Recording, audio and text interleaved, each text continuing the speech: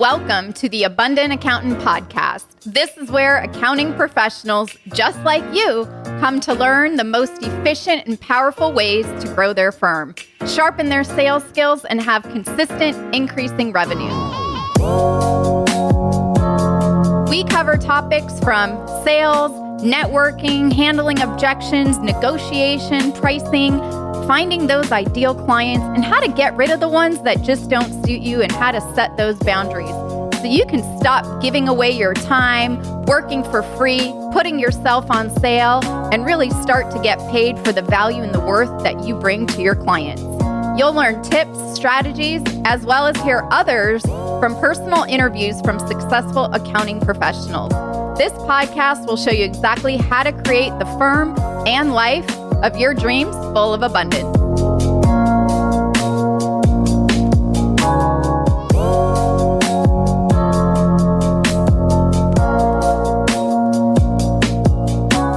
Welcome to the Abundant Accountant Podcast.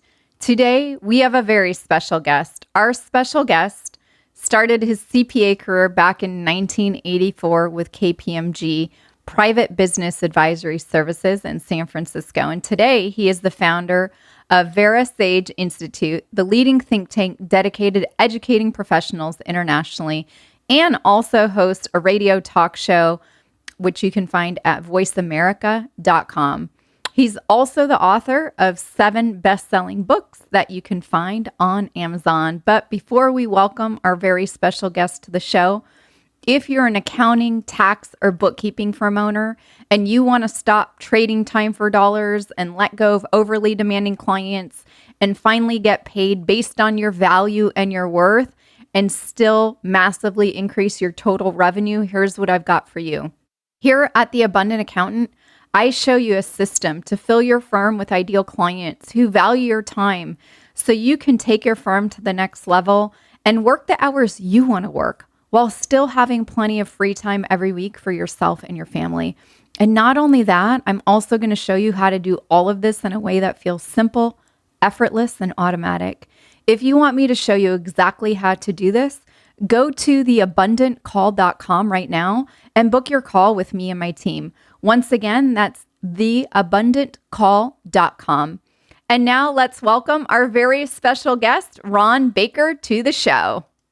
Welcome, Ron, to the show. Thanks for having me back, Michelle. This is great. Yeah, thank you so much for always coming back here on the Abundant Accountant Podcast. I definitely have heard some from personal clients of mine that actually still listen to the podcast, how they love your episodes and has really supported so many people. So I just wanted to say thank you for being here. But Ron, before we dive into our topic of today, which are, really learning how to identify which KPIs firm owners should measure in order to help increase revenue and profitability and understanding your definition of KPI, why don't you tell everyone who you are and what you do in case they don't know? Wow. I wish you could just cut and paste what I've said in the past, but I'm a recovering Big 8 CPA. So I left the Big 8 firm, started my own firm. This would have been like 87, 88, and started value pricing very, very rapidly in our CPA firm in 1989, basically, or at the end of 88. And really did it just to enhance the customer experience. And it worked tremendously. The customers absolutely loved the certainty in price. There was nobody on the circuit talking about this. There were no books, no consultants, at least not in the professional space. And we did it because we just thought it was a better customer experience. And it worked so well, it allowed us to upgrade our practice, fire a bunch of low-value customers, made more money with a lot less work. We got rid of timesheets, which of course the team members loved. And I got so excited by this, Michelle, I just started teaching it. I started with California CPA Society, and then I kind of rolled it out across various state societies, and then wrote a book that came out in 98. And that book sold 40,000 copies worldwide. And I've been writing about it and teaching about it ever since. I love that. And what's the latest book in case someone wants to pick up your latest? The latest book is all about the subscription economy, and that's Time's Up, the subscription business model for professional firms. And I wrote that with Paul Dunn, who I wrote The Firm of the Future with 20 years ago. We were talking about value pricing. This book deals with the subscription business model. And I think we did a show on how the two are completely different models, but they each need KPIs.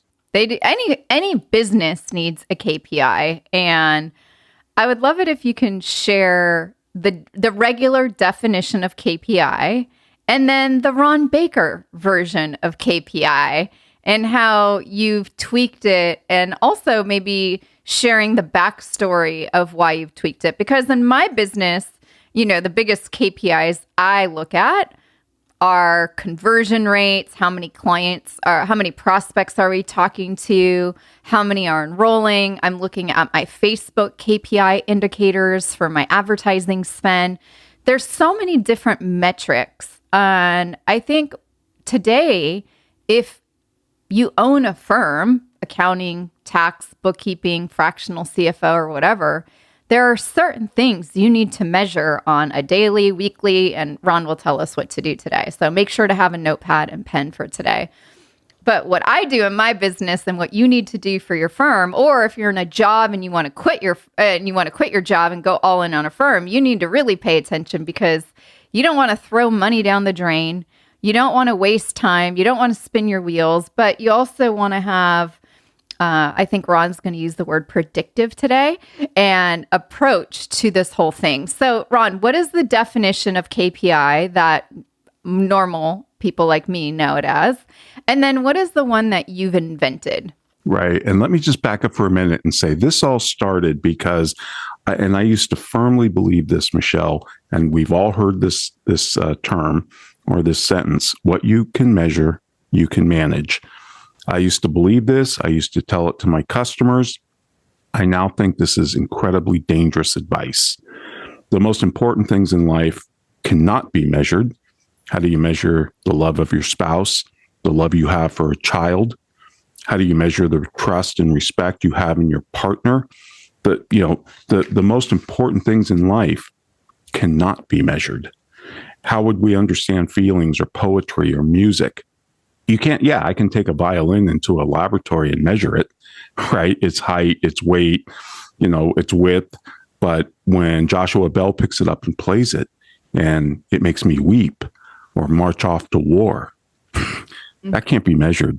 So there's a material realm where things are measurable, but there's a spiritual realm. And by spiritual, I mean those things that can't be measured. I would put starting a business in that spiritual realm. I would put a marriage in that spiritual realm, because they fail. Whereas if I build a boat or an airplane or a building, it's going to sail and fly and stand through wind and bad weather probably 100% of the time, unless it's hit by a boat in Maryland, like in Maryland. But you know what I mean. Or if the plane was put together incorrectly, like one of those Boeing ones or something, and the door flies open, then it's a little different problem. Absolutely. But I get your point. One is more of a spiritual, based on feelings and based on emotion. And then the other is this piece goes with this piece, or you can use a ruler and you can put it on a scale and you can actually get a tangible outcome. Right. You can take it into a lab and measure it scientifically. Correct. And you can replicate those measurements. Humans can't be replicated. We're not, we're spiritual beings. We're material beings too. We need food, water, but we're also spiritual. And this philosophy recognizes that. So what I do believe is what you measure, you will get. Usually what you can measure, you can manage is attributed to Peter Drucker. He never said it, wrote it, nor did he believe it. What he did say, and this is really key, is what you measure, you will get. And you'll get it good and hard, even if it ruins your business. And we do have an obsession with measurement. There's a word that was coined in the 16th century called pantometry, which means universal measurement. We humans have been fixated on counting things for a long time. The number of sheep, the number of people, the number of hamburgers McDonald's serves.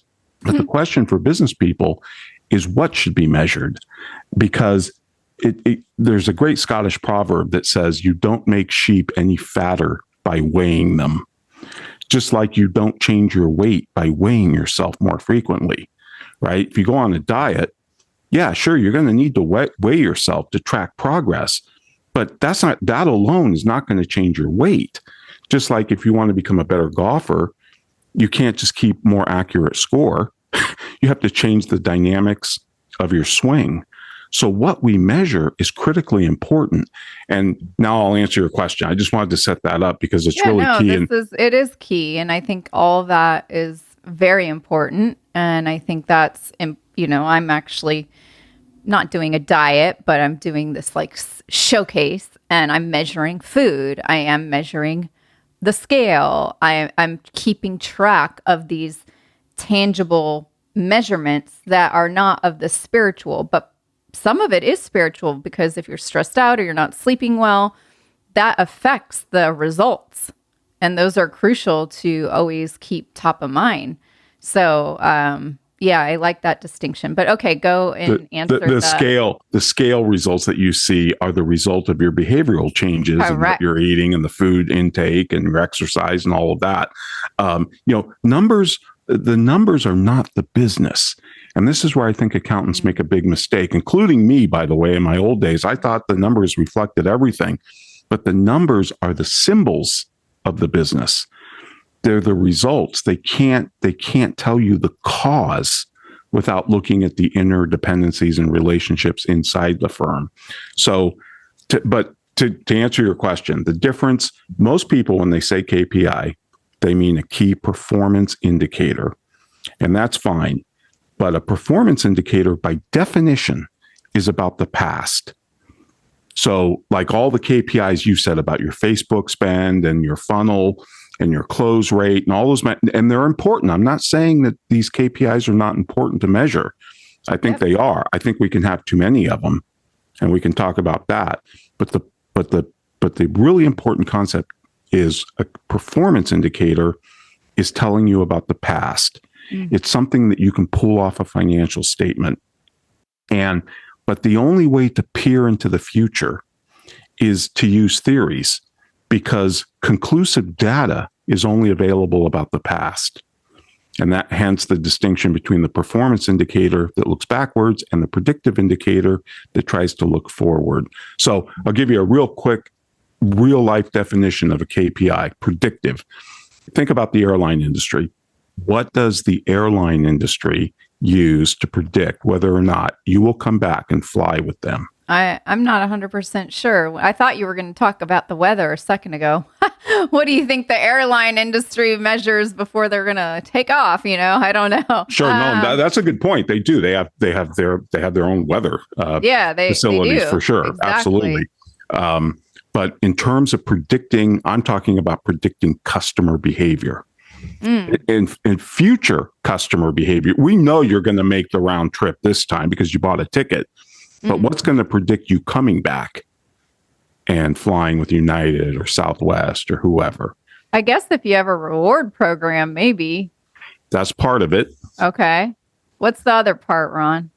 Well, and this goes to the heart of what a predictive indicator is. It defines success the same way the customer does. So we measure things that are important to the customer. And when you fly, Michelle, what's important to you? I wouldn't say there's service anymore. The space around the seat is the only thing that's important to me these days. Well, I don't think I'm the best person to ask that question. Well, there's something known as the Triple Crown criteria in the airline industry, and it's universal. They all measure this. In fact, you can go onto the Department of Transportation's website and you can see where your airline stacks up against the others. And that is on-time performance, right? Because if you need to make a connection, you want to get there on time, so you make your connection. Yep. Lost luggage, you can imagine. You want your bags to show up where you end up.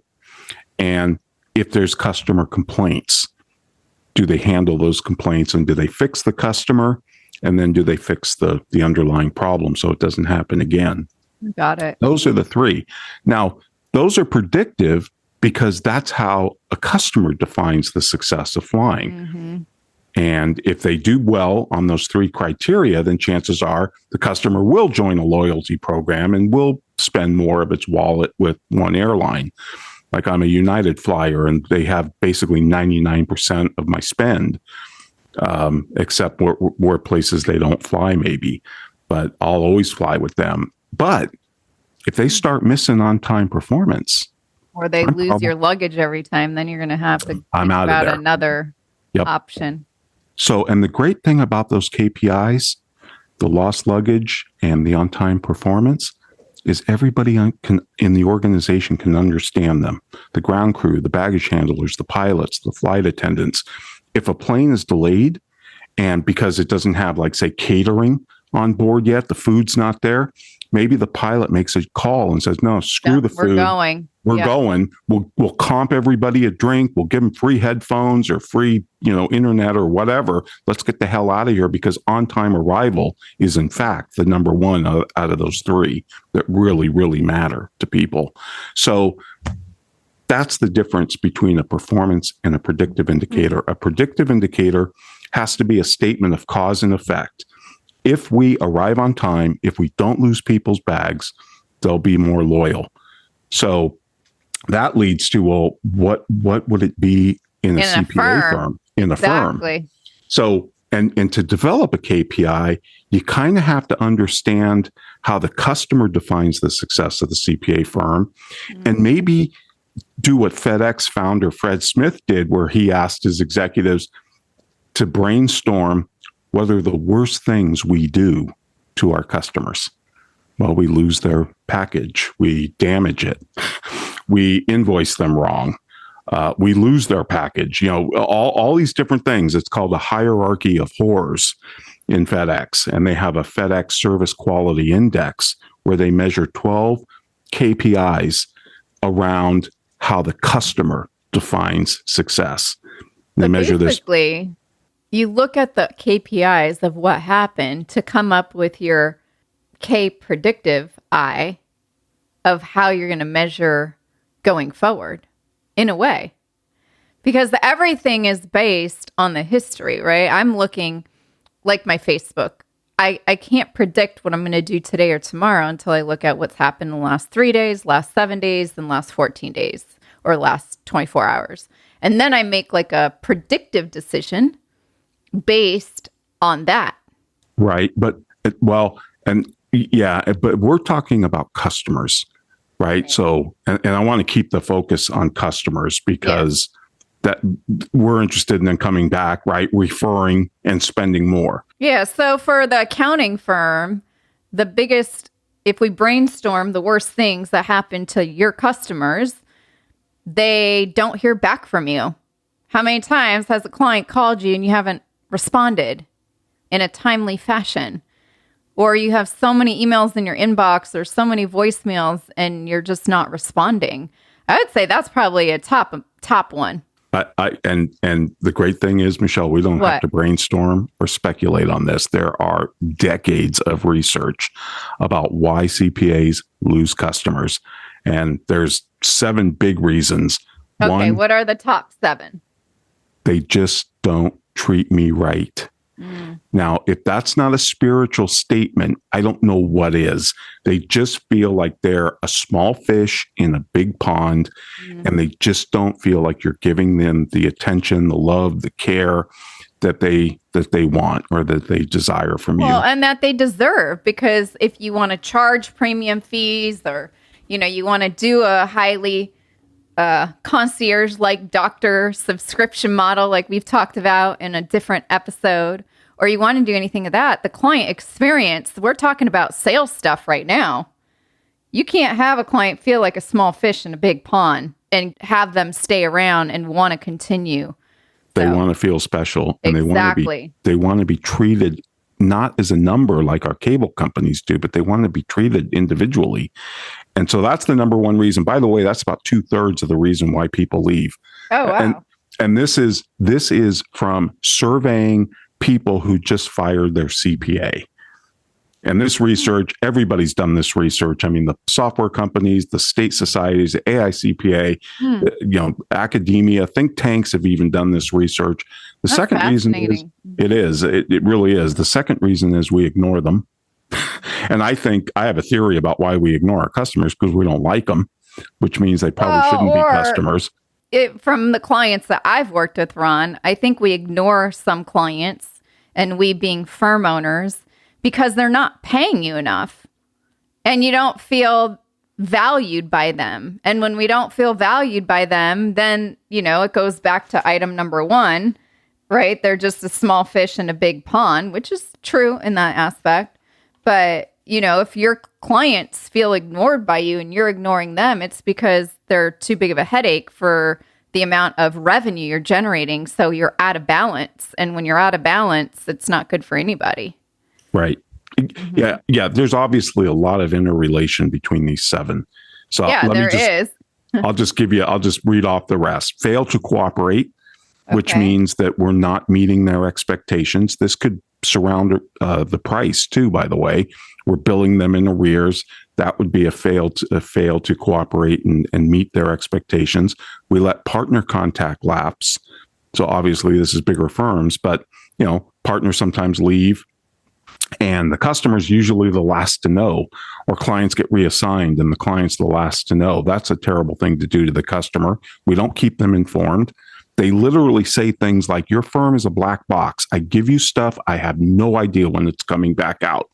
I have no idea when my financials are going to show up or when my tax return is going to get done. Think if we did a Domino's type pizza tracker in firms, that would probably keep everybody on its toes, because that's on-time arrival. Right? Yeah, it's like the airline. It's like the baggage, making sure your bag's there when you get downstairs. Absolutely. We assume they are technicians. So we talk in a language that they don't understand. And the last reason is we use them as training ground for new team members. And the reason why this is annoying to people is because we're billing them by the hours, by the hour. Michelle, when you go into a bank or say a restaurant, you've seen people wear a trainee badge, right? Yep. Do you care? No. When you see a trainee badge? No, because you're not paying for it. But when we do that in CPA firms, the client knows, hey, these greenhorns coming in right out of school, it's going to take them longer. They're going to bill me more hours. Even if we end up writing them all off, they don't know that. And so that creates that uncertainty and that unpleasantness. This is why the billable hour is such a lousy customer experience. So those are the top 7. Totally. The hourly is the dumbest thing I've ever heard of. Absolutely. So those are the worst things we can do for our customer, right? Now let's turn the coin over and ask, why do people select their CPA and stick with them? Okay. What do you think the number one reason is? Probably similar to a marriage. That's very good. Keep going. Because it's more of a spiritual connection. They have a rapport. They have trust. I talk about the know, like, and trust factor. And that is why someone will, when I meet with a new client, Ron, since we're keeping it client facing, I know the ones that we end up working with, they have trust. They have a belief that we will be able to get the end outcome that they are looking for. We will be able to solve the problem. For me and farm owners, it's not being paid your worth, billing in the rears and not getting paid up front, having a ton of AR. And when you have the belief and the trust that I can do that for you, that is the number one reason why you'll select me to help you. And you'll stick around with me for a very long time. So it's got to be the same thing for a bookkeeping, tax, or accounting firm owner. This is why I love you, Michelle, because you're so smart. It's interpersonal skills. Your ability. So in the doctor-patient relationship, what do we call it? Bedside manner. It's that they care about you. They don't condescend to you. They don't talk down to you. They explain things in a way that you can understand. They care about you as a person, not just whatever they're treating, not just the disease that they're treating. So interpersonal skills, communication, all of that. Aggressiveness, and I don't mean tax aggressiveness. I mean, we're willing to roll up our sleeves and help them through difficult times or pursue opportunities that they may be chasing. Interest in them. We show an interest in them. We explain procedures in terms they can understand. We willingly give them advice. We don't nickel and dime them every time they call or want to meet with us. And they perceived us as honest, and which we score really high on as the CPA profession. So those are the best things we can do for our customers. And then, of course, you can get into what customers say they want from their CPAs. They want us to help them invest in new areas of our business, help us develop and think through strategies, help us think about what other businesses in our industry are doing, suggest things that we should be doing, all of these types of things. So how could you build KPIs around these types of things? Because what we're defining here is how the customer defines the success of their CPA firm. I love this. This is so fantastic. So let me tell you now. You mentioned concierge and direct primary care doctors, and I know we talked about that when we talked about subscription on one of the earlier shows. Let me share with you just for comparison purposes. We've looked at how the airlines do it. We've looked at how FedEx does it. Let's look at what Dr. Paul Thomas from Detroit, Michigan. He's a direct primary care physician. Here are his KPIs, Michelle. Predictive indicators. He has all the standard performance indicators. He looks at his monthly recurring revenue.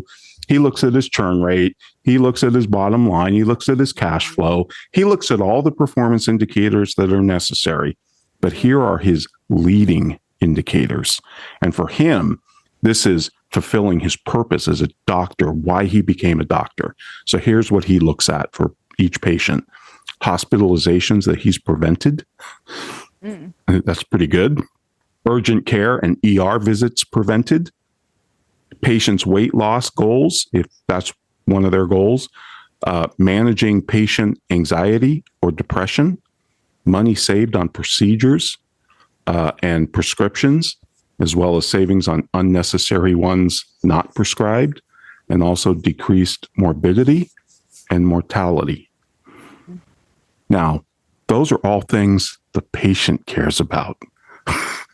Notice that he's not measuring things just for the sake of measuring them, or because he can pull it off a financial statement, or because it pops up on a dashboard from one of the software vendors. He's measuring these things because he knows that they're important to his patients. Yeah, no, I love this. You know what I don't know if you've heard about it from this angle, but when I teach our students in our 8-week sales mastery course, I call these consequences or opportunity cost. And it's almost the same list. If you think about it, like for a firm owner, the clients I work with, which is all of you listening, accounting, tax, and bookkeeping firm owners, if I were to come up with my predictive indicators, it's how much more freedom you have instead of that total hours that you've worked. Because most firm owners work too many hours and they need to work a lot smarter instead of harder. So it's like reducing that. Where I had a client yesterday say, Michelle, my revenue is up 2.5 times more than when I started with you. And I was able to get rid of about 50% of my clients and still have 2.5 times more revenue. They've been on almost 6 weeks of vacation. Didn't have to have a stressful tax season. So, instead of hospitalization prevented, I have, I don't know what you would call it, non-vacations prevented, because most people don't take vacations. You're all too stressed out. I had another client book a trip to Scotland and Ireland because most people that I've worked with have postponed vacations, say they can't afford it, not make it a priority. Oh, I'll do it later. I'll do it after I'm done working my 80 hours a week. And then it's like the next deadline and the next deadline, and then it never happens. So yeah, I see this as very similar to that list. So let's talk about some now. These are theories. You have to test them in your own firm to see if they apply to you, but more importantly, to see if they are predictive of your customers' future behavior. So I'll tell you some of my favorite predictive indicators for a CPA firm. Perfect. And these have been used and tested in CPA firms, especially firms that have adopted value pricing and those firms that have gotten rid of their timesheets. Because people always ask us, oh, if you get rid of the timesheet, what would you replace it with? You'd replace it with better predictive indicators. So here's my first one, turnaround time. Just like the airlines or just like FedEx, what we care about as a customer is it drops on my doorstep by 8:30, right? Or noon or whatever it is.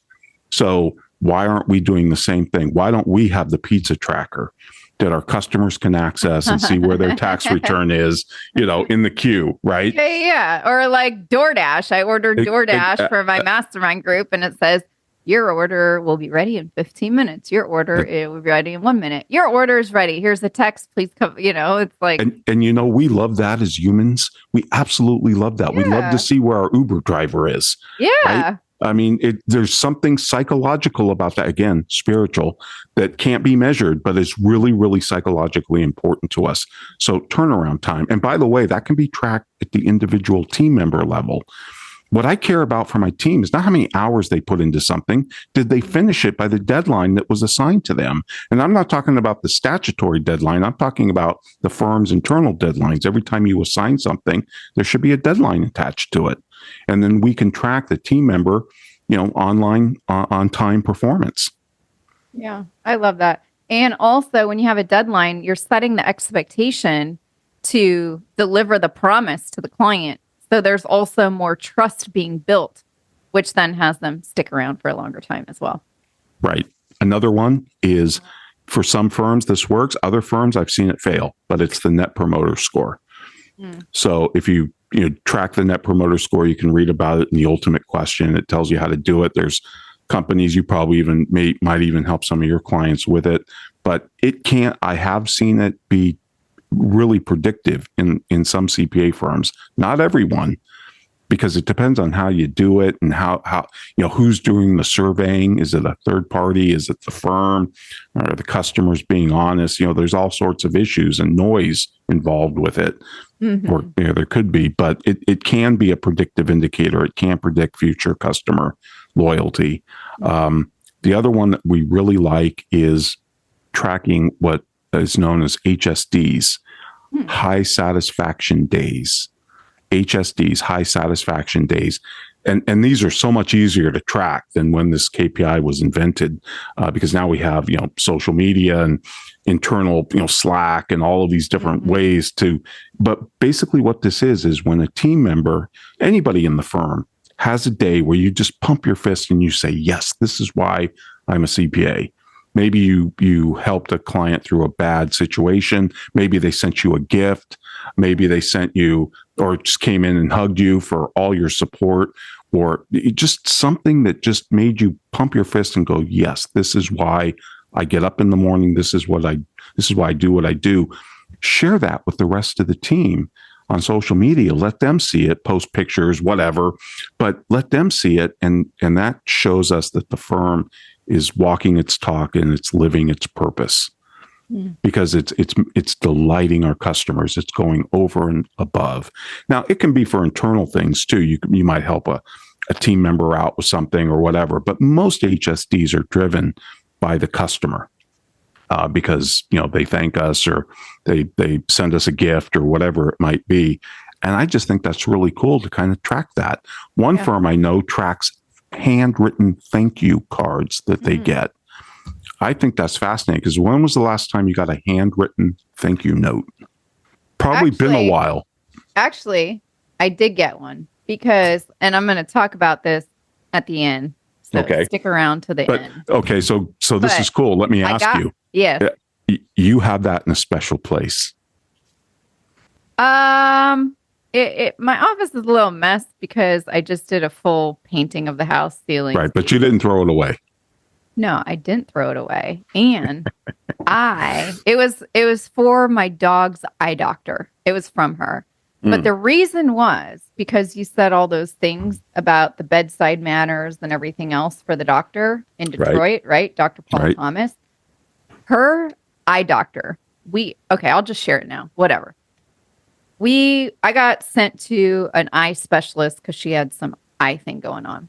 This doctor had no bedside manners, he, I think, created more anxiety in me. Mm, not good. Not Yeah, good. no, it was just terrible. Like he was really smart and he would really help and call but you said it earlier too. He did not explain things in my kind of words. He Hmm. used a lot of medical terminology that literally I didn't understand. Right. I also felt nickel and dime because they charged me for a plastic cone. And I was like, are you serious? I just spent like a couple $1,000. And, I felt he was honest, but I also felt, and I don't remember when we were talking about this earlier, but just like a number. I felt like this eye doctor operated like the deli counter at a grocery store where you grab a ticket, back in Mm, the day. mm, And then you would wait for your number, or I just had to go renew my license at the DMV because they had to do an eye check. So I had to actually go in for a physical eye exam at the DMV. And you get a number and you're just sitting there waiting for your number and you feel like you're in a right. bingo game. That's how I felt that eye doctor. So then I had booked another appointment at a different eye doctor for my dog, but she had a 2-month waiting list. And I had our first appointment with her on one day and a follow up with the other guy on the same day later in the afternoon. Seriously, Ron, I went to the eye doctor. I felt all the things that you're talking about. They were so caring, bedside manners, spoke to me in English. I got to watch the whole exam, was not feeling like a number at all. And I said, okay, well, if Mila was your dog, what would you do? She goes, well, we definitely need to do the surgery. I said, okay, when can we schedule that? And I canceled the other doctor and never went back since. And that's the experience that, you're talking about. And so she did the surgery. They called, they went above and beyond. And I brought them a gift on our like fourth eye checkup or whatever. And the nurses and the doctor, they were like, this is crazy. We've never seen this before. I'm like, really? I go, you just did like an amazing eye surgery and you can't even tell that she had something done. And I'm Wow. super grateful. So I brought her like a muddling wine kit and some candles and the nurse some candles. And they were just like over the moon. And I got a handwritten card. And that's my story. So yes. Wow. See, And you created an HSD for their team for sure. oh, I totally did. Yeah, because they probably did the fist pump and they were all loving all their candles because these weren't just like cheapo candles. These were really nice ones. But here's the thing. When you do this kind of stuff, Ron, my dog woke up and her eye was closed shut the other day and I was like, "Oh god, what the hell's happening now?" Sent them a text and an email and I said, "Hey, I know you guys book out like way in advance, but my dog's eyes shut. I don't know what the heck's going on. And we just saw you 3 weeks ago." They said, "Can you come in at 2 o'clock today?" I'm like, Mm, "Yes, I can." So they go love it. above and beyond now to get us in. And I don't even know how she figured out what was wrong with her, but basically plucked one eye. It was like in a dog, they had an eyelash stuck in her eye. Wow. Yeah. Got it Wow. out and she's totally fine. Wow. So I could have been through her vet and all these other doctors, but I went right to the specialist. And, she got us right in and she found one hair that basically irritated the whole eye to the point where it was so painful when a dog's eye is shut that they're in pain. And Wow. yeah, that's how it went. So I did create an HSD for them and they're amazing. And I will continue to bring gifts to them because I believe, especially with the vets and even her regular vet, I do that and they know us by first name. I don't know if that's a good thing or a bad thing because we went there too often last year. But it's that client experience. And for my clients, every single client ends up getting a package from us with a handwritten card. I still do that to this day. That's cool. Yeah. So See, that's anyway, really I don't cool. even know what we were talking about, but we were talking No, about that number I, three HSDs. I just want people to recognize and even go back and listen to your story with your dog. Michelle, how many times you said the word I felt? Yeah. I It's a felt. feeling. I felt. That can't be measured.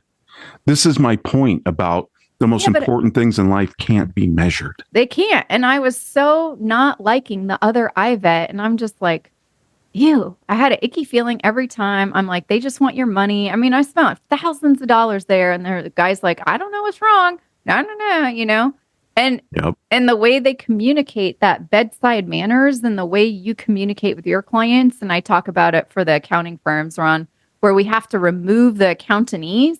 It's the most crucial thing Yep. because people don't understand it. People like me, regular humans who don't have an accounting degree, don't understand their taxes. They just need plain old English. Yep. Yeah. Otherwise, they wouldn't need you. They'd do it themselves. Yeah, exactly.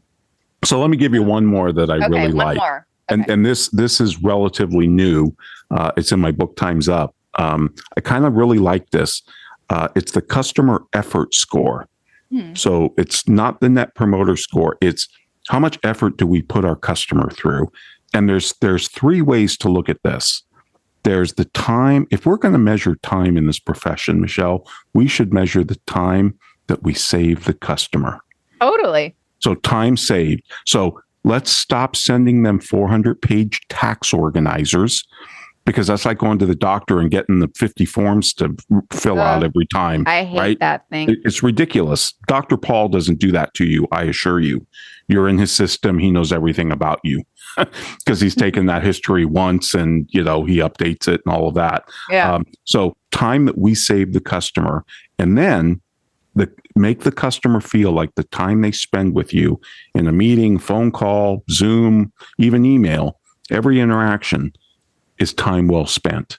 They always get value when they interact with you. And then if you really want to take it to the next level, and this kind of ties into the transformation concept where we're talking about, where we guide transformations, we help the customer go from where they are to where they want to be, some desired future state.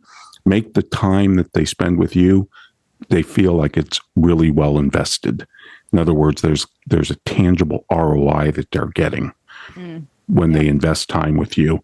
And I think that is indicative of generating a loyal customer who's going to come back and refer and be a raving, fan.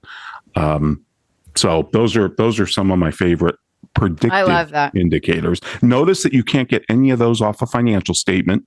You can't get any of them off a dashboard. Nope. Right?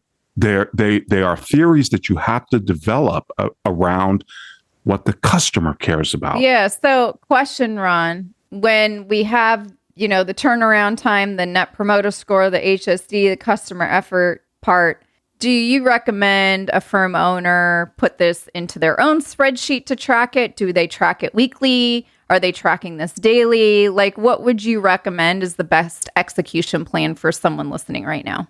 Right. They have to find the cadence that's right for them in terms of the frequency, and they have to test this. They can't just measure it and not pay attention to whether or not there's a cause and effect relationship. Just because their HSDs go up, but if their churn rate goes up at the same time, then the HSD isn't very predictive. Something else might be going on in the system, right? So you kind of have to pay attention to the actual results. And look, don't boil the ocean with this. Don't have more than 2 or 3 KPIs. The airlines run with 3 KPIs. 3. And I'll tell you, running an airline is a little bit more complicated than running a CPA firm. Yeah, so maybe pick one to start. And then once you feel confident with that, then pick another one. And like, you're saying, Ron, just find the cadence that works for you. I think for me, sometimes weekly has always been the best for all my measuring of things, but not with my food. I got to do that every single day. When I attended Disney University, one of the first questions the instructors asked the group was something like, they were talking about particular hotels at Disney World. And some of the hotels had like a 95% return rate. And other of their properties were in the 70s and somewhere in the 60s. And Disney was trying to figure this out. And he said, so we undertook this massive study. What do you think the number one predictor was that a family with children would come back to a particular hotel or resort within Disney World? What do you think the number one predictor was? I don't know. There's like so many rolling around in my head. Maybe the greeting person at the hotel. That's not a bad guess. The character. People said character breakfasts. Yeah, right. yeah. Were there characters on the property? Goofy, Mickey wandering around. That's what I was thinking. It was the swimming pool. Oh my goodness. Really? And so, wow. And they said, and they always gave you homework assignments. So they said, when we're out visiting properties, we want you to pay attention to how much investment we're putting into the swimming pools, with the slides and the wave machines and all that. Now, Michelle, this was 1997. It's now 2024. I doubt that's a predictive indicator anymore because Disney has raised the bar and put more money into their pools that now I'm sure it's something else. I don't know what it is. Yeah, but I'd be curious to know. So our next podcast, you need to report what it is. That's your homework. You got to find out what is Disney's thing instead of a swimming pool these days that gets every kid wanting to go back all the time. I got to go back to Disney University to be able to do that. But awesome. Okay. I would do that in a heartbeat, by the way. If you ever get a chance to go to Disney University, do it because it is some of the best education that you'll ever get. Well, Ron, when I get bored and have a lot of free time on my hands, I'm going to head on over to Disney University. But this was so awesome. Thank you so much for this insightful and very fun conversation. And I think there's a lot of things to execute on. I just want to say thank you for your time and being here with us again today on the Abundant Accountant podcast. It's always an honor to have you. And I look forward to having you back soon. So thanks, Michelle. Thank you all so much for joining Ron and I here at another amazing episode of the Abundant Accountant podcast. He is such a joy to have on the show. And I think just choosing one of the predictive indicators and measuring that on a daily or weekly basis and finding the cadence that works for you is really going to not only increase your revenue, because having clients stick around longer and being joyful to have them there and being excited about your firm and measuring all of these things on when do you have a high satisfaction day and when are you giving yourself a fist pump is so crucial.